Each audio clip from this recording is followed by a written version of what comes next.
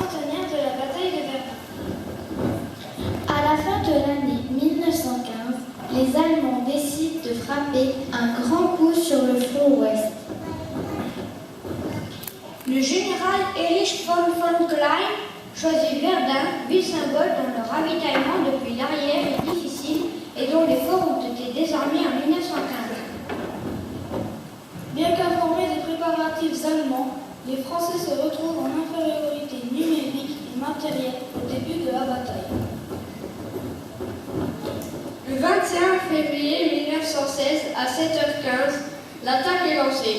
Un bombardement continu bouleverse les positions françaises, suivi de l'assaut des fantassins allemands.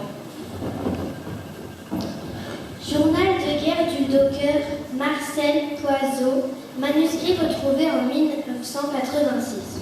Vendredi 25 février 1916, depuis 3 jours, les Allemands ont déclenché une attaque formidable contre nos lignes du nord de Verdun. Mardi 29 février 1916. Le carnage est immense. La débauche des projectiles d'armement est incroyable. 80 000 obus en quelques heures, 3 millions d'obus en quelques jours. On se demande comment des êtres vivants arrivent à se maintenir et à combattre dans un tel enfer. Lundi 13 mars 1916. Aujourd'hui, à voir l'acharnement de la bataille de Verdun, à lire les commentaires des journaux du monde entier, il semble que l'issue de la guerre se dessine à l'horizon. Tous les belligérants sont en effet bien près de l'épuisement. Épuisement militaire et financier, lassitude des peuples. Si nous perdions Verdun, la partie serait perdue pour les Alliés. Mercredi 29 mars, nos poilus héroïques tiennent bon malgré le déluge d'acier, de liquide enflammé et de gaz asphyxiant. Mercredi 4 avril, les poilus en ont assez et ne marcheront pas au-delà de quelques mois. À ce moment, nous serons acculés à la paix sans avoir vaincu.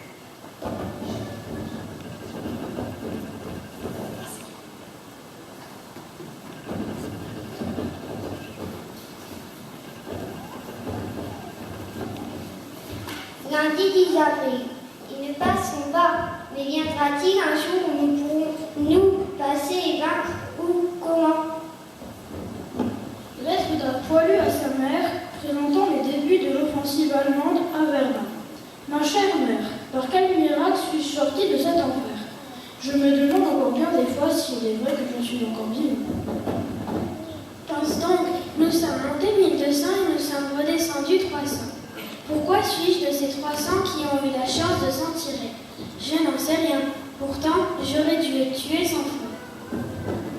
Nous étions tous montés là-haut, après avoir fait le sacrifice de notre vie, car nous ne pensions pas qu'il fût possible de se tirer d'une pareille fournaise. À la souffrance morale de croire à chaque instant la mort nous surprendre, viennent s'ajouter les souffrances physiques de longues nuits sans dormir. 8 jours sans boire et presque pas manger.